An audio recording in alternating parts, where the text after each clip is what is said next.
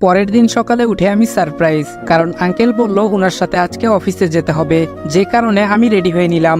আজকে আর কলেজে যাওয়া হবে না, তাই অনন্যা একাই চললো কলেজে। আঙ্কেল বলল চলো এখন। আমি বললাম আচ্ছা চলুন। আমি আর আঙ্কেল ওনার গাড়ি নিয়ে রওনা হলাম অফিসের দিকে। জ্যামের কারণে অফিসে পৌঁছাতে একটু লেট হয়ে যায়। আঙ্কেল ম্যানেজার সাহেবকে বললেন আমাকে অফিসটা ঘুরিয়ে দেখাতে, তাই আমি ম্যানেজারের সাথে অফিসটা ঘুরে দেখতে লাগলাম। দেখলাম অনেকের কাজের গতি স্লো, ঠিক মতো কাজ করছে না, কিন্তু আমি কাউকে কিছু বললাম না, শুধু দেখে গেলাম।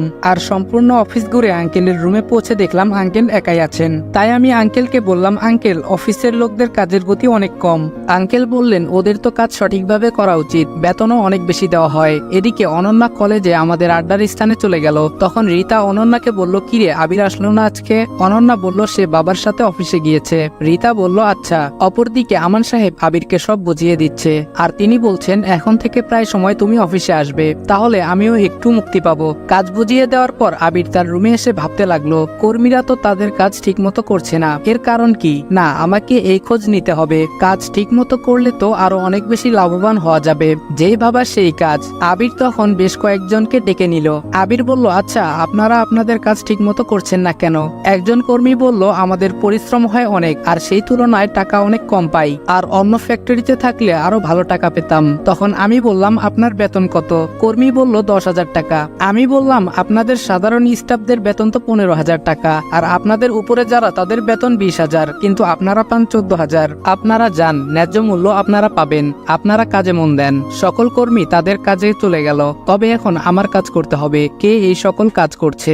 আমি আঙ্কেলের রুমে গেলাম আর সবকিছু খুলে বললাম। তখন আঙ্কেল ম্যানেজার সাহেবকে ডাকলেন। আঙ্কেল বললেন সকল কর্মীদের বেতনের খাতাটা আমার কাছে নিয়ে আসুন। ম্যানেজার বলল ইয়ে মানে আপনার দেখার প্রয়োজন নেই, ওইগুলো তো আমার কাজ, আমাকে করতে দেন, শুধু শুধু আপনার কষ্ট হবে। আঙ্কেল বলল আপনাকে আনতে বলেছি। ম্যানেজার বলল আচ্ছা আনছি। এই বলে ম্যানেজার চলে গেল। আর কিছুক্ষণ পরে আসলো খাতা নিয়ে। আঙ্কেল আমাকে বললেন দেখতে। আমি মিলিয়ে দেখলাম প্রায় 10 কোটি টাকার মতো হাতিয়ে নিয়েছে নিজের নামে।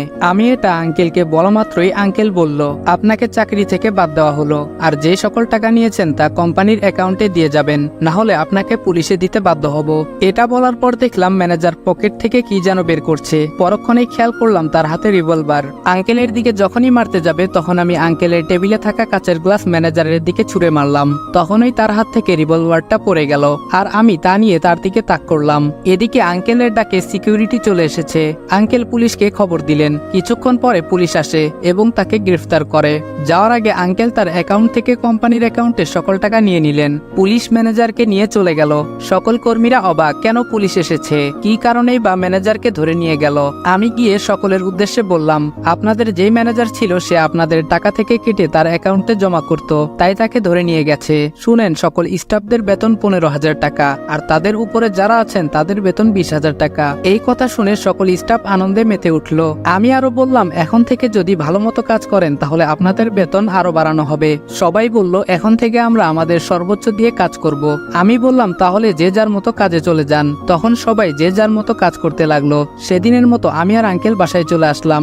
আসতে রাত হলো, তাই আমি আর আঙ্কেল ফ্রেশ হয়ে রাতের খাবার খাওয়ার জন্য খাবার টেবিলে গেলাম। আঙ্কেল বলল এখন তো নতুন ম্যানেজার লাগবে। আমি বললাম হুম। আন্টি এবং অনন্যা বলল নতুন ম্যানেজার লাগবে মানে আগের জন কই গেল? তখন আঙ্কেল সব খুলে বলল। আমি বললাম পত্রিকায় বিজ্ঞাপন দিয়ে দেই, তাহলে ম্যানেজার পাওয়া যাবে। আঙ্কেল বললেন আচ্ছা ঠিক আছে। হ্যালো বন্ধুরা, আপনি কি বোর হচ্ছেন, কিছু মজা করতে চান? তাহলে আজ আমি 1xBet নামের একটি অ্যাপ সম্পর্কে কথা বলতে চাই, যেটি সবচেয়ে বিশ্বস্ত বুকমেকার। এখানে মজা করার পাশাপাশি রয়েছে পুরস্কার জেতার সম্ভাবনা। এখানে সমস্ত লাইভ ম্যাচের ফলাফল এবং ম্যাচটি লাইভ দেখতে পারবেন। আপনি স্কোরের ভবিষ্যৎবাণী করে বাজি ধরতে পারেন, যেমন কোন দল জিতবে, কত রান করবে ইত্যাদি। এবং BMW গাড়ি, আইফোন, ল্যাপটপ আরো অনেক কিছু পুরস্কার জেতার সুযোগ রয়েছে। আর হ্যাঁ, বিখ্যাত PSG ও সিরিয়া এখানের স্পন্সর, তাই অবিশ্বাসের কোনো কথাই আসে না। এখানে ক্রাশ ও নতুন চিকেন রোড গেম সহ আরো বিভিন্ন ধরনের গেম রয়েছে, যেগুলো খেলে রয়েছে সহজেই টাকা জেতার সম্ভাবনা। আর রেজিস্ট্রেশন করার সময় আমার প্রচার কোড অনফায়ার ব্যবহার করে প্রথমবার জমাতে পান 12,000 টাকা পর্যন্ত ও ফ্রি স্পিন। আপনি সহজেই পেটিএম, ব্যাংক, বিকাশ, নগদ, রকেট এবং অন্যান্য সহজ পদ্ধতির মাধ্যমে আপনার জেতা টাকা তুলতে পারবেন। তাহলে আর দেরি কিসের? পিন কমেন্টের লিঙ্ক থেকে অথবা গুগলে 1xBet সার্চ করে আমার দেওয়া প্রোমো কোড অনফায়ার ব্যবহার করে রেজিস্ট্রেশন করুন এবং বোনাস পান। পরের দিন আঙ্কেল একাই অফিসে গেলেন, কারণ আমি আজকে কলেজে যাব। তাই আমরা দুজন মানে আমি আর অনন্যা কলেজে গেলাম। আর কি প্রতিদিনের ন্যায় আড্ডা দেওয়া। আমি বললাম, আচ্ছা তোদের ইচ্ছা কি, বড় হয়ে কি করবি? ছেলে ফ্রেন্ড 3 জন বলল আব্দুল্লাহ গ্রুপ অফ ইন্ডাস্ট্রিতে চাকরি করব। আরেকজন বলল আমার বাবার ব্যবসা করব। আর মেয়েগুলার কথা কি বলবো, ওরা স্বামীটা বসে বসে খাবে। মজা করে বললাম, আপনাদের তো বলাই হয়নি, রাহাত আর মেহেদি দুজনে সাইমা আর আমার স্কুল জীবনের বেস্ট ফ্রেন্ড লামিয়ার সাথে প্রেম করছে। সেই দিনের মতো ক্লাস করে বাসায় চলে আসলাম। রাতের খাবার খেয়ে আমি মনে মনে ভাবতেছি, ভাইয়া আমার সাথে এমন কেন করলো? আমি তো তার কিছু করি নাই, যে কারণে আমাকে বাসা থেকে বের করে দিল, তাও আবার কোনো এক মিথ্যা অপবাদে। আমি কি আর কখনোই আবার আগের জায়গায় যেতে পারবো না? সারা জীবন কি এভাবেই থাকতে হবে কোনো এক মিথ্যা অপবাদ নিয়ে? এটা চিন্তা করে চোখে পানি চলে আসলো। আজকাল নিজের চোখটাও বিশ্বাসঘাতকতা করে, না চাইলেও কেন যেন চোখের পানি চলে আসে। অনেক দিন তো হলো মায়ের সম্পর্কে জানি না, তাই আমি আমার ফুফাতো ভাইকে ফোন দিলাম, আর পরক্ষণেই সে রিসিভ করলো। আমি বললাম, কেমন আছোস? হাসান বলল, ভালো আছি, কিন্তু আপনাকে তো চিনতে পারলাম না। আমি বললাম, আমি আবির। মা কেমন আছে? হাসান বলল, তেমন ভালো না, তোর কথা অনেক বলে, তবে শুন, তোর এই ব্যাপারে বাহিরের কেউ জানে না। যদি কেউ তোর কথা জিজ্ঞাসা করে তাহলে কিছু একটা বলে দেয়। এই তো সেদিন আমি তোদের বাসায় যাই, আর দেখি রায়পুরে তোর যেই খালামণি থাকতেন তারা এসেছেন। তখন তিনি তোর কথা বলেছিল। খালামণি জিজ্ঞেস করেছিল, আপু তোমার ছোট ছেলে মানে আবিরকে তো দেখছি না। তখন তোমার আম্মু বলল, ও সে তো ওর ভাইয়ের সাথে রাগ করে বাসা থেকে চলে গেছে। একদিন মারামারি করেছিল আবির, তাই ওকে ওর ভাই মারে, অনেক কথা বলে, যে কারণে বাসা থেকে চলে যায়, আর কেমন যেন বাসার আলোটা নিভে যায়। এই বলে আম্মু কান্না করে দিল, আর বলল আবার যে কবে ফিরে আসবে আল্লাহ জানে। হাসান বলল, সেখানে থাকার কিছুক্ষণ পরে আমি চলে আসি, আর তুই বল কেমন আছোস, কোনো টাকা লাগলে বলিস। আমি মনে মনে বললাম, এই হলো বন্ধুত্ব, যেখানে সবকিছুই ক্ষুদ্র। আমি হাসানকে বললাম, আমি ভালো আছি, আর আমার টাকার কোনো প্রয়োজন নেই। হাসান বলল, আচ্ছা লাগলে বলবি। আমি বললাম, ঠিক আছে।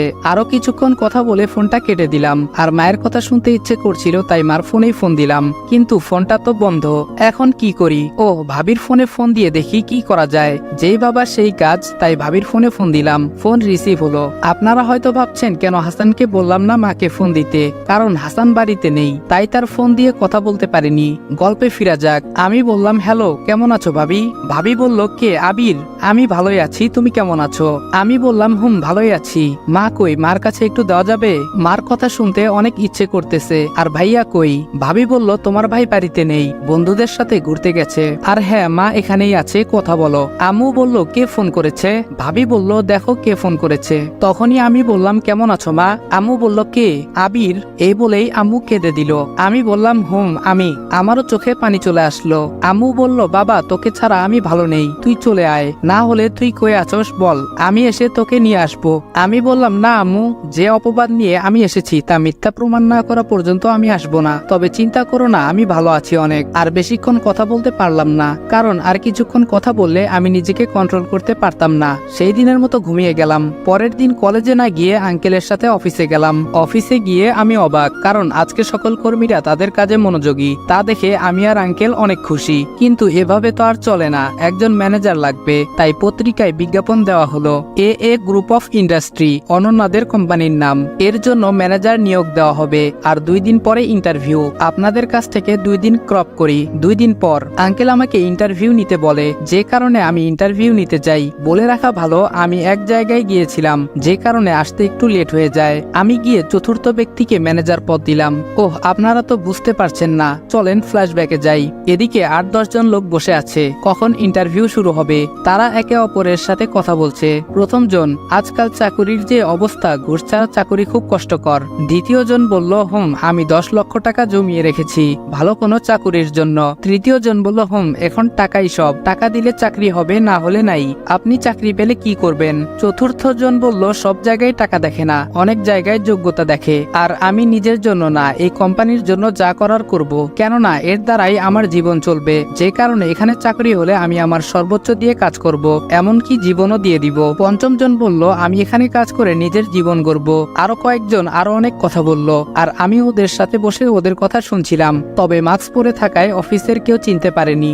আরো একটা কারণ আছে, কেননা আমি অফিসে এর আগে মাত্র একদিন এসেছিলাম। তো উপরের বর্ণনা অনুযায়ী যখন আমি চতুর্থ ব্যক্তিকে সিলেক্ট করলাম, তখন কয়েকজন বলল, আপনি না আমাদের সাথে ইন্টারভিউ দিতে এসেছেন? তখন আমি বললাম, আমি আপনাদের ইন্টারভিউ নিতে এসেছিলাম। আর ওর কথা ঠিক আছে, যে কারণে তাকে সিলেকশন করেছি। আমি তাকে নিয়ে গেলাম আঙ্কেলের রুমে, সব কথা বলে তাকে অ্যাপয়েন্টমেন্ট লেটার দিলাম আর বললাম কালকে থেকে ডিউটিতে আসতে। পরের দিন আঙ্কেল অফিসে গেল না, তাই আমি একাই গেলাম অফিসে। ধরতে গেলে আমি বস। অফিসে গিয়ে আমার কেবিনে বসতেই অয়ন বলল, স্যার আসতে পারি? আমি বললাম হুম আসো। অয়ন বলল, ধন্যবাদ স্যার। স্যার আমার কি কাজ করতে হবে বলেন। আমি তাকে তার কাজ বুঝিয়ে দিলাম। এখন হয়তো আপনারা ভাবছেন অয়নকে। অয়ন হলো এখন নতুন ম্যানেজার, যাকে কালকে নিয়োগ দেওয়া হয়েছে। আমি অয়নকে কাজ বুঝিয়ে দিয়ে বাসায় আসলাম। আজ শরীরটা ক্লান্ত ছিল, যে কারণে বাসায় এসে ফ্রেশ না হয়ে শুয়ে পড়ি। সন্ধ্যায় ঘুম ভাঙলে ফ্রেশ হয়ে পড়তে বসলাম। পরের দিন অফিসে না গিয়ে কলেজে গেলাম। আর বলে রাখি, আমি যেই দিন অফিসে যাই সেদিন আঙ্কেল অফিসে যান না, তাই আজকে আঙ্কেল অফিসে গেছেন। গল্পে আসি, আমি কলেজে গিয়ে আড্ডা দিচ্ছিলাম, তখন একজন বলল আমরা সবাই কোনো এক জায়গা থেকে ঘুরে আসি। আমি অনন্যার দিকে তাকালাম, সে বলল যাবে, তাই আমিও বললাম কোন জায়গায় যাবি? সবাই বলল কক্সবাজার যাবে, তাই আমি কিছু বললাম না। যদিও আমি কক্সবাজারের অনেক জায়গায় চিনি, কিন্তু কিভাবে চিনি তা এখন বলবো না, আস্তে আস্তে জানতে পারবেন। তবে কবে যাওয়া যায় তা ঠিক করতে লাগলাম। আমরা বেশ কয়েকজন, আমি, অনন্যা, লাকি, রাহাত, মেহেদি, রাফি, সাইমা, সারা, রিতা, লিমা, এই 10 জন যাব। তা সবাই ঠিক করলাম 1 সপ্তাহ পরে যাব। সেই দিনের মতো ক্লাস করে বাসায় আসার সময় দেখলাম একটা ছোট মেয়ে, বয়স 10-11 হবে, ফুল বিক্রি করছে। আমি তার কাছে গেলাম, দেখলাম রজনীগন্ধা ফুল। মেয়েটি বলল, ভাইজান ফুল নিয়ে যান, একদম টাটকা ফুল। ওর কাছে কয়েকটা ফুল ছিল, কিন্তু আমি ওর কাছ থেকে 5টা ফুল নিলাম, আর ওকে আমি টাকা বেশি দিলাম। তবে হ্যাঁ, অনন্যা আমার পাশেই ছিল, আর আমি ফুলগুলো ওর জন্যই নিয়েছি। ফুলগুলো নিয়ে হাঁটতে লাগলাম, তখন অনন্যা বলল, আচ্ছা ফুলগুলো নিলে কেন? আমি বললাম তোমার জন্য নিয়েছি, আর এটা তো তোমার প্রিয় ফুল। অনন্যা বলল, এই 1 মিনিট, তুমি জানলে কিভাবে? আমি বললাম, তোমার মনে আছে যেদিন তোমার বাসার ছাদে প্রথম যাই সেদিন তুমি বলেছিলে তোমার প্রিয় ফুল রজনীগন্ধা, কিন্তু তোমার কাছে এই ফুল নেই, কারণ তুমি লাগানোর পরে মারা গিয়েছিল। অনন্যা বলল, ও। আমি তাকে ওই ফুলগুলো দিলাম, আর তাকে দেখে বোঝা যায় সে অনেক খুশি হয়েছে। ওর সাথে কথা বলতে বলতে বাসায় চলে আসলাম। এরপর কয়েকদিন কলেজে গেলাম না, তাই অফিসে গেলাম। এখন কর্মীরা তাদের কাজের গতি প্রায় দ্বিগুণ বাড়িয়ে দিয়েছে, আর আমি আঙ্কেলের সাথে কথা বলে সবার বেতন আর 2000 বাড়িয়ে দিলাম। 6 দিন পর আজকে কলেজে গেলাম, আর সবাইকে একটা ঠিকানা দিয়ে বললাম ঠিকানায় চলে আসতে। তো পরের দিন সবাই ঠিক মতো চলে আসলো। আমরা ছোট একটা মিনি বাস ভাড়া করেছিলাম, সেটাতে গিয়ে উঠলাম। আমি মাঝামাঝি একটা সিটে বসেছিলাম, আমার সাথে অনন্যা বসেছে, আর সে বসেছিল জানালার পাশে। জার্নি করার সময় কখন যে ঘুমিয়ে পড়েছি নিজেও জানি না। যখন ঘুম ভাঙলো তখন দেখলাম আমার মাথা অনন্যার কাঁধে। আমি বললাম সরি। অনন্যা বলল, সরি কেন? আমার কাঁধেই তো দিয়েছো। আমরা আমাদের গন্তব্যে চলে আসলাম, আর একটা হোটেলে উঠলাম। যেহেতু রুম অনলাইনে বুক করা ছিল তাই আর সমস্যা হয়নি। এক রুমে 2 জন করে, মেয়েদের 4টা আর ছেলেদের 2টা। আমরা রুমে গিয়ে ফ্রেশ হয়ে নিলাম, তারপর দুপুরে খাবার খেলাম। খাবার খেয়ে দিলাম এক ঘুম। তার আগে প্ল্যান ছিল কালকে বের হব ঘুরতে। অপরদিকে যেই কলেজে পড়তাম ওখান থেকে বাস এসে আমাদের হোটেলের সামনে থামে, কেননা তারা কলেজ থেকে 3 দিনের বনভোজনে চট্টগ্রামে এসেছে। তাদের এখানে আসতে বিকাল হয়ে যায়, আর যে যার মতো রুমে চলে যায়। এদিকে আমি চোখ মিলে দেখি সন্ধ্যা হয়ে গেছে, আর আমার সাথে ছিল রাহাত। আমি রাহাতকে ডাক দিয়ে বললাম, ওই হারামি উঠোস না কেন, কয়টা বাজে দেখ। রাহাত বলল, কয়টা বাজে?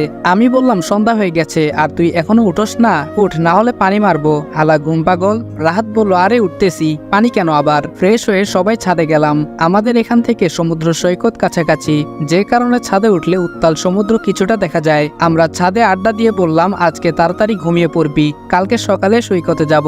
আমরা নিচে নেমে খেয়ে যে যার রুমে চলে গেলাম। সকালে রেডি হয়ে নিলাম, আর আমাদের আনা ডিএসএলআরটা নিতে নিলাম। অপরদিকে বনভোজনে আসা তারাও বের হলো সৈকতের দিকে। আমরা এগিয়ে যাচ্ছিলাম, তখন কয়েকটা পরিচিত মুখ আমার সামনে ভেসে উঠল। আমি অনন্যাকে বললাম অন্যদিকে চলতে। অনন্যা বলল, কেন, কি হয়েছে? আমি বললাম, এখানে আমার আগের কলেজের ছাত্র শিক্ষকদের দেখা যাচ্ছে, আর তার সাথে জান্নাতও আছে। তখন আমরা অন্যদিকে মোড় নিলাম। কথায় আছে, যেখানে বাঘের ভয় সেখানে সন্ধ্যা হয়। আমি পড়ে গেলাম পুরনো বন্ধুদের সামনে, আর তাদের সাথে জান্নাত। তাদের ভিতরে একজন বলল, কি রে আবির, কেমন আছোস? তোরে দেখি না কতদিন ধরে, তুই নাকি তোর ভাইয়ের সাথে রাগারাগি করে চলে আসছোস। আমি বললাম, না মানে এমনি। খেয়াল করলাম জান্নাত নিচের দিকে তাকিয়ে আছে। তাকে প্রথম দেখে মনে হয়েছিল সে হাসি খুশি, কিন্তু এখন দেখে মনে হচ্ছে মনটা অনেক খারাপ। সত্যি বলতে মেয়েদের মন বোঝা কঠিন। আমি বললাম, ভালোই আছি, তা তোদের খবর কি? কিছুক্ষণ পরে আমার ফোনে একটা কল আসলো। আমি বললাম, আমি আসতেছি। আসার সময় জান্নাত কিছু বলতে চেয়েছিল, কিন্তু আমি শুনিনি। অযথা তার মায়ায় পড়ে লাভ নেই, সে তো ছলনাময়ী, আর তাকে তো আমি ভালোবাসতাম, কিন্তু এখন ঘৃণার বসবাস। আমি চলে আসলাম আমার বন্ধুদের কাছে। তারা জানতে চেয়েছিল কে ওরা। আমি বলেছিলাম আমার আগের ফ্রেন্ড। সেদিন ঘুরে ছবি তুলে চলে আসলাম হোটেলে। এভাবে এক সপ্তাহ ঘুরে আমরা চলে আসলাম। আর জান্নাতরা যে কয়দিন ছিল দেখা হয়নি। আমার দিনগুলো ভালোই যাচ্ছিল আর কেটে গেল কয়েক মাস। এর মাঝে আমার বার্ষিক পরীক্ষাও শেষ হয়েছে। এই কয়েক মাসে অনন্যাদের কোম্পানি বাংলাদেশের টপ 15 থেকে 13-তে চলে এসেছে।